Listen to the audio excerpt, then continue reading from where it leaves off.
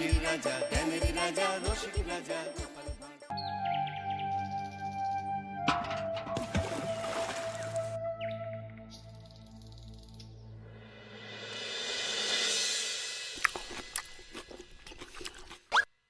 হে কি, জল নেই? জল শেষ হয়ে গেল নাকি? এই জানো তো, গ্রামের সব জলাশয়ের জলস্তর না নেমে গেছে, পুকুরও শুকিয়ে গেছে, কুয়োতে জল অনেক নিচে চলে গেছে। কি যে হবে কে জানে। এই বছর তো বৃষ্টি হয়েছে কম, তার উপর মানুষজন জল ব্যবহারের চেয়ে নষ্ট করে বেশি। দেখি, মহারাজকে বলতে হবে।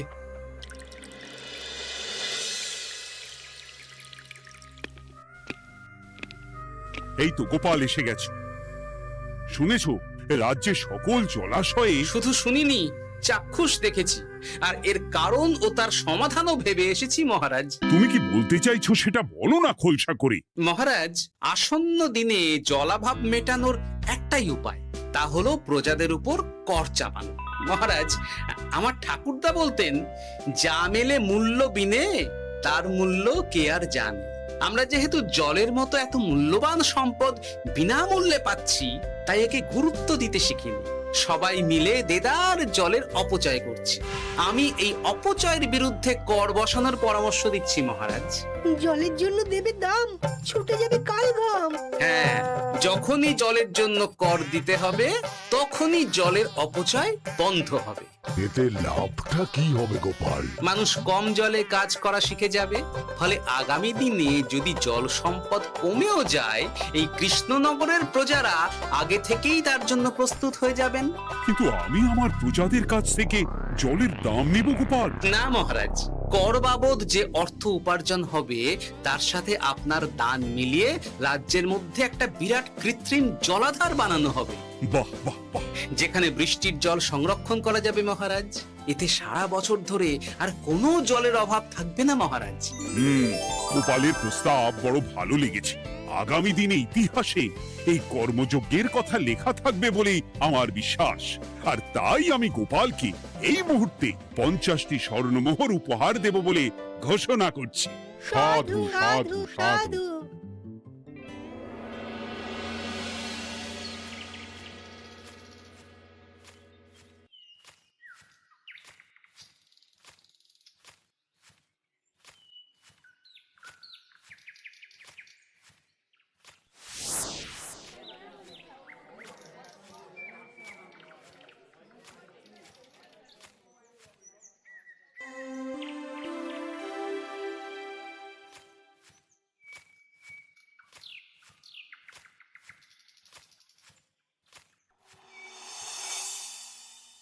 মানে আমার এই এতটুকু স্বাদ তুমি পূর্ণ করবে না? আমি কি নিজের জন্য চেয়েছি নাকি?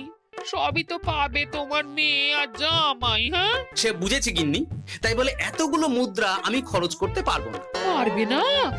আমি তাঁতির বাড়ি থেকে মেয়ে জামাইয়ের জন্য কয়েকটা শাড়ি আর ভালো পাঞ্জাবি কিনে একটু পাঠাবো। কিন্তু এখন আমার কাছে অত মুদ্রা নেই গিন্নি, পরে পেলে আমি ঠিক তোমার স্বাদ পূরণ করব। আবার বাজে কথা বলার জায়গা পাও না তুমি। এতক্ষণ কোথায় ছিলে গো? আমি বেলায় নদীর পাড়ে গিয়েছিলাম, তখন কমলা আমাকে বলল তোমায় নাকি দেখেছে। কি দেখেছি?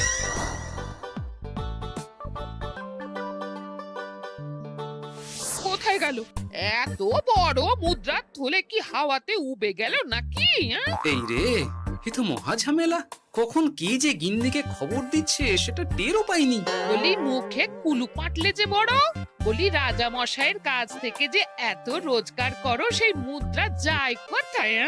আহ, কানের মাথা খেও না তো। আমি কি তোমার কোনো কিছুর অভাব রেখেছি? বলো একবার। খাওয়া পড়া কোনো কিছুর তো কোনো খামতি নেই তোমার। মানছি রাখোনি, কিন্তু তাই বলে আমিও তোমার স্ত্রী, তোমার গিন্নি গো গিন্নি, তাই না?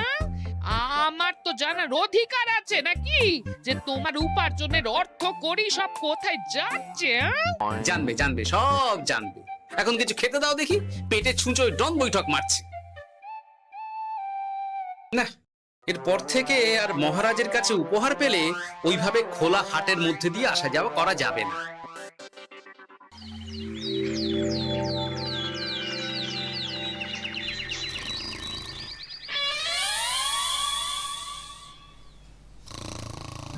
তোমার আর কোনো চিন্তা নেই গোপাল, আমি তোমার মাসোহারা তো বাড়িয়ে দিলাম, সঙ্গে প্রত্যেক দিন তুমি 10 মোহর করে পারিতোষিক পাবে।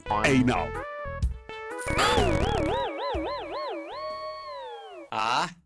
এই ভোরবেলায় একটা জব্বর স্বপ্ন দেখা গেল বটে। এই স্বপ্ন খুলে গেলে আর কোনো চিন্তা নেই। গিন্নি, ও গিন্নি, বলি গেলে কোথায়? গিন্নি, সারা নেই? ও গিন্নি, রাগ করলে নাকি গো?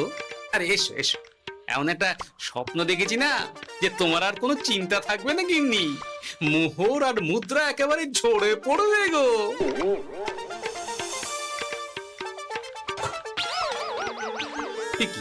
এইসব ফলাহার সাজিয়ে রেখে গেল কোথায় গিন্নি? নিজের বাপের বাড়িতে তো যাবে না, কেউ নেই সেখানে। মেয়ের বাড়ি গেল নাকি? না, মেয়ের বাড়িতে তো গিন্নি যায় না। তাহলে না না, খালি পেটে এত ভাবতে পারছি না। আগে মুখ হাত ধুয়ে এসে কিছু খেয়ে নি, তারপর দেখি গিন্নি কোথায় গেল। না, গিন্নিকে তো কোথাও দেখলাম না। গেল কোথায়? যাকে আগে রাজবাড়িতে তো যাই, ফেরার সময় না হয় আবার খোঁজ নেব, ততক্ষণে ফিরেও আসতে পারে।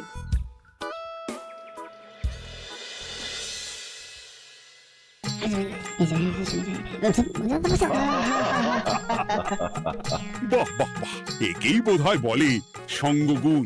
অনেকদিন এত হাসি নিয়ে। যা বলেছেন মহারাজ। হাসির চোটে পেটে ধরছে খিল। কর্তার গিন্নিতে দেখছি রয়েছে অনেক প্রেম। কি গিন্নি, তুমি এখানে কি করছো? কি গোপাল, তুমি রাজসভায় এলে যে বড়? তুমি নাকি রাজসভার কাজ থেকে অবসর নিতে চেয়েছো? হ্যাঁ, এই কথা কে বললো মহারাজ? এই তো উনি বললেন। বলি আমি আবার কি করব? তুমি আমায় একটা কাজ দিলে আর সেটা আমি করব না বলো? আমি তোমায় কাজ দিলাম? কি কাজ? বাবা গোপাল, তুমি কি আকাশ থেকে পড়লে নাকি? তুমি তো তোমার গিন্নিকে বলে পাঠিয়েছো যে তুমি আর রাজসভার কাজে যোগ দিতে চাও না। তোমার নাকি আর কাজে মতি নেই, তুমি বিশ্রাম চাও। এই রে, গিন্নি দেখি ভয়ঙ্কর চাল দিয়েছে। আমার নামে রাজসভায় এসে এইসব বলেছে। তাই কথা ঠিকই গোপাল, যে তোমার অবসর গ্রহণের কথা শুনে আমি বিশেষ মনমরা হয়ে পড়েছিলাম। কিন্তু তোমার গিন্নি যেভাবে রাজসভায় হাসি মজা হুল্লোড় পরিবেশন করছে, তাতে আমার মনে হচ্ছে এ সাপে বড় হয়েছে। এই বেলা যদি গোপালকে কায়দা করে রাজসভা থেকে তাড়ানো যায়, তাহলে আমার পথ থেকে বিরাট বড় একটা কাঁটা উপড়ে ফেলা যাবে। গোপাল গিন্নি সবার মধ্যে বিলিয়েছেন হাসি, তার জন্য রাজামশাই হয়েছেন ভারী খুশি। হ্যাঁ গোপাল, তাই আমি ঠিক করেছি তোমার স্থানে আমি তোমার গিন্নিকেই বহাল করব। হ্যাঁ, তোমার সঙ্গে ঘর সংসার করে ওর বুদ্ধি বেশ খোলতাই হয়েছে, সেটা বোঝাই যাচ্ছে। এছাড়াও আমাদের অনেক পরামর্শ দিয়ে সাহায্যও করতে পারবে। তাছাড়া উনি মহিলা বলে অন্দরমহলেও যেতে পারবেন, রানীমাও খুশি হবেন বলেই তো আমার বিশ্বাস।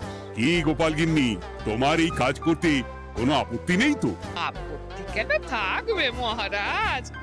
আমি ধন্য আপনি আমায় এত বড় সম্মান দিচ্ছেন বলে। এ তুমি আমার কত বড় সর্বনাশ করলে গিন্নি। তুমি কিনা শেষে আমার চাকরিটাই খেলে। এটা গোপালের জন্য বড় ভালো হলো, তাই না? কোনো কাজ করতে হবে না, কিন্তু রোজগার আগের মতোই থাকবে। অবসর আর উপার্জন একসাথে। না হে গোপাল, তুমি আর এখানে কাঁচুমাচু মুখে দাঁড়িয়ে না থেকে নিজের বিশ্রামে ব্যাঘাত ঘটিও না। আমাকে সবার কাজ শুরু করতে দাও। যথা আজ্ঞা মহারাজ।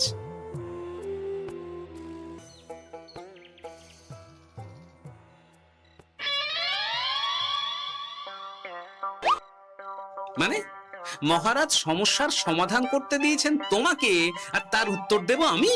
কেন? তুমি আমার চাকরি খাবে আর তোমার সেই চাকরি রাখার দায় নেব আমি? হ্যাঁ হ্যাঁ, নেবে। মানে কাল রাজসভায় মহারাজের সমস্যার সমাধান করব, সেই মতো কথা দিয়ে এসেছি। হ্যাঁ, আগাম 10টা মুদ্রাও বাগিয়ে এনেছি। তার থেকে তোমায় একটা মুদ্রা দিলাম। এখন মানে আমাকে উত্তর বলে দেবে, না হলে আমি কেন দেব? আমি পাবো একটা মুদ্রা, আর তুমি আমার কাছে উত্তর জেনে নিয়ে সেটাই বলে পাবে 9 মুদ্রা। কিছুতেই না। বলবে না? না। তাহলে ভালো করে শুনে রাখো, আজ থেকে ঘরের উনুনে হাঁড়ি চড়বে না। চাকরি চিংড়ি তো খুইয়েইছো, এবার না খেয়ে প্রাণটা খোয়ানোর জন্য তৈরি হয়ে যাও। হ্যাঁ, ওরে বাবা, এমন কথা কেন বলছো গো গিন্নি? তুমি তো জানো যে খিদে একদম সহ্য করতে পারি না। এখন যদি তুমি এইসব বলো তাহলে আমার রক্ষে নেই গো। বেশ, তাহলে আমি যা জানতে চাইছি শ্বশুর শ্বশুর করে বলে ফেলো দেখি। এ আমি কি শাঁখের করাতে পড়লাম রে বাবা। ঠাকুর, এত দুর্ভোগ লেখা ছিল, ঘরে বাইরে সব জায়গায় এত হেনস্থা যে সহ্য করা যায় না ঠাকুর।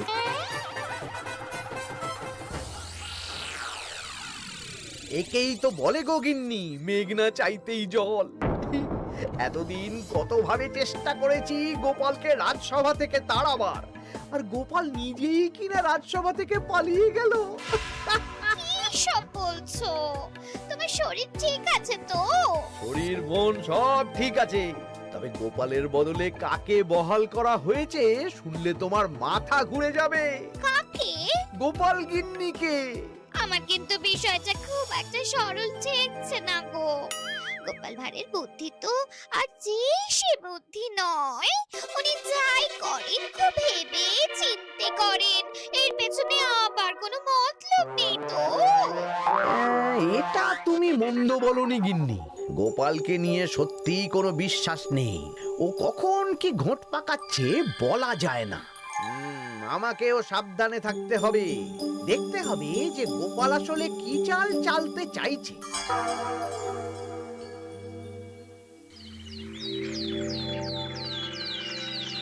হ্যাঁ গোপাল গিন্নি, এই একটাই প্রশ্ন আমায় সারা রাত ধরে জাগিয়ে রেখেছে। মানুষ মরে ভূত হয়, ভূত কি মরে? তাহলে ভূত মরলে কি হয়? মানে মহারাজ, এই প্রশ্নের উত্তর আমার আজকে দিতে ইচ্ছে করছে না। হ্যাঁ, আমি না হয় আপনাকে আগামীকাল এই প্রশ্নের উত্তর দেব, ঠিক আছে? হ্যাঁ, গাছ থেকে পড়ে গেলে জাপটে ধরে ডালকে। আজকের প্রশ্নের উত্তর উনি দেবেন কালকে। না হে গোপাল গিন্নি, তা হয় না। এই প্রশ্ন আমাকে সারা রাত বিচলিত করেছে। আবার যদি আজকেও এই প্রশ্নের উত্তর না পাই, তাহলে তো আবার একটা নিদ্রাহীন রাত আমাকে কাটাতে হবে। মানে আমি বলছিলাম কি মহারাজ, গোপাল গিন্নি তো সদ্য এই কাজে বহাল হয়েছে, তাই তাকে তো একটু সময় দেওয়া দরকার নাকি?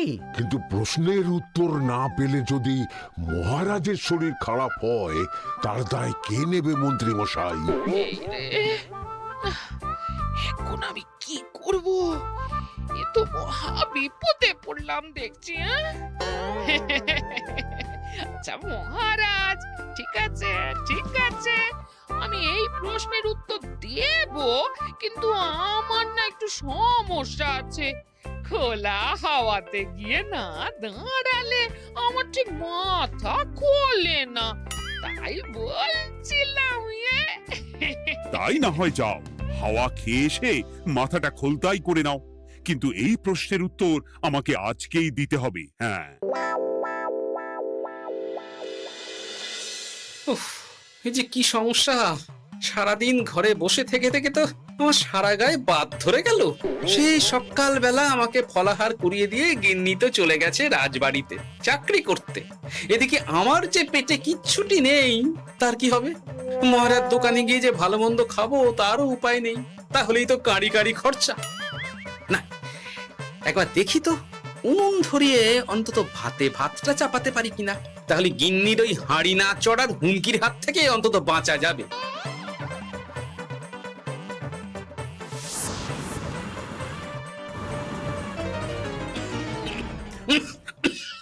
ও বাবা গো, ও বাবা, এত কেসে কেসে সোজা শেষ যাত্রা হয়ে যাবে আমার। না, এর চেয়ে না খেয়ে মরাও ঢের ভালো। দেখি তুমি বাড়িতে কেন? এত হাঁপাচ্ছ কেন? ষাঁড়ে তাড়া করেছে নাকি? আরে না গো, মানুষ মরে ভূত হয়, ভূত কি মরে? তাহলে ভূত মরলে কি হয়? খোলা হাওয়াতে গিয়ে না দাঁড়ালে আমার ঠিক মাথা খোলে না। ও, এই হলো ব্যাপার। বেশ, এর উত্তর তোমায় আমি বলে দিচ্ছি। ভূত মরে প্রথমে এক ঝুড়ি অন্ধকার হয়, সেই অন্ধকার হাওয়াতে উড়ে বেড়ায়। এক সময় সেই অন্ধকার পাতলা হতে হতে কুয়াশার মতো হয়ে যায়। ব্যাস মিটে গেল। ব্যাস মিটে গেল। যদি রাজা মশাই এই কথা বিশ্বাস না করেন, তুমি হলপ করে বলবে আপনি যখন মরবেন একদম মিলিয়ে নেবেন মহারাজ, এর চেয়ে এক পা এদিক ওদিক হয় না যেন। হ্যাঁ, এই না হলে তুমি গোপাল ভাঁড়। বুঝেছো তাহলে? এই তুমি চিন্তা করো না, রাজবাড়ি থেকে ফেরার সময় আমি তোমার জন্য অনেক অনেক বাজার করে আনবো, ঠিক আছে? এই আমি যাই। এ তো ভারী মজা হলো। মহারাজ তক্ষুনি প্রশ্নের উত্তর চাইলে গিন্নি এইভাবে সেই রাজবাড়ি থেকে দুধ দাঁড়িয়ে ছুটে আসছে উত্তর জানতে। আমাকে তুমি একটা চাল দিয়ে কুপকাত করেছো তো গিন্নি। এইবার বুঝবে কত ধানে কত চাল।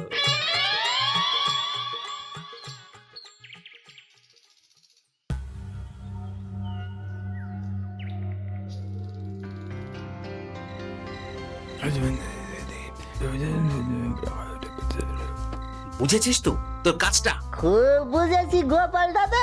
নেই, এবার লেগে পড় দেখি।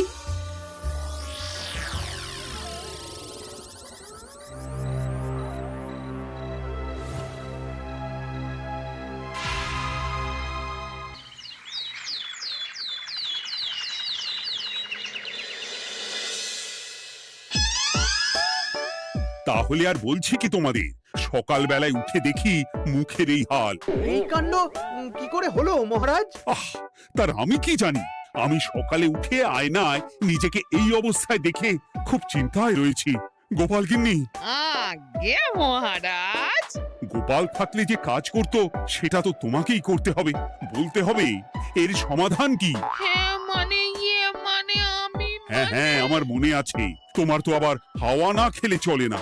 যাও যাও, তাড়াতাড়ি হাওয়া খেয়ে এর উত্তর নিয়ে এসো।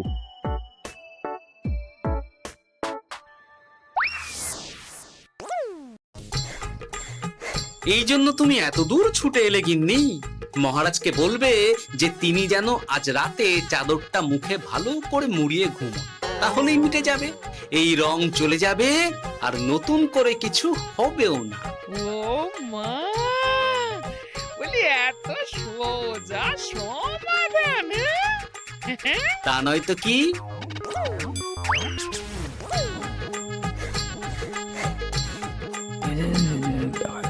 কাল সারা রাত আকাশে একবার দেখলাম চাঁদ উঠেছে, আর একবার দেখলাম ঘোর অমাবস্যা। এর কারণ কি? একই রাতে দুই তিথি হয় কি করে? মানে আর একটা সমস্যা। হ্যাঁ, এটা আগে বললেই তো হতো মহারাজ।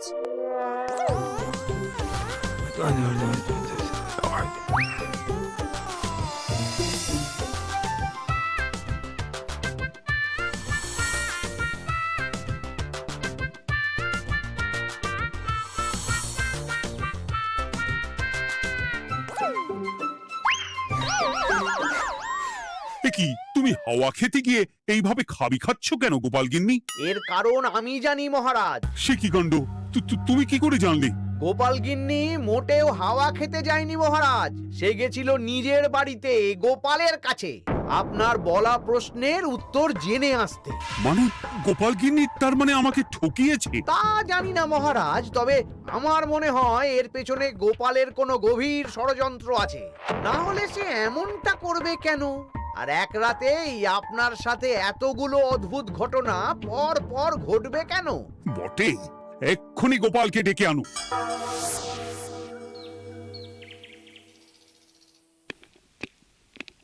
না মহারাজ, আমি সত্যি অবসর চেয়েছিলাম, আর তাই আমার গিন্নি আপনার কাছে এসে বলেছিল। ওর কোনো দোষ নেই মহারাজ। না মহারাজ, আমি মিথ্যে কথা বলেছি। হ্যাঁ, উনি আপনার কাছ থেকে পাওয়া সোনার মোহর নিয়ে বাড়ি যান না, তাই আমি ওকে শায়েস্তা করতে এই ফন্দি করেছিলাম। আসলে মহারাজ, আমি আপনার কাছ থেকে পাওয়া সোনার মোহর জল প্রকল্পের কাজে লাগাবো বলে কিছু জনকে নিয়ে একটা দল গঠন করতে গিয়েছিলাম, আর তাদের কাছেই ওগুলো রেখে এসেছি। এটা যদি আমার দোষ হয় তাহলে আমি ক্ষমা প্রার্থী মহারাজ। সাধু গোপাল, সাধু তোমার উত্তর। এই কাণ্ড!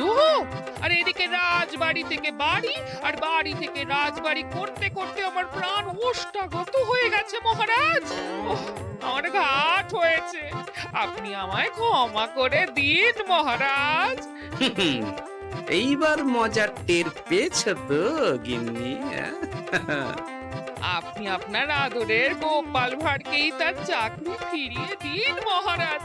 আমি যাই আমার হেসেল সামলাতে। কেলে পচা খুব ভালো করেছে বলতে হবে।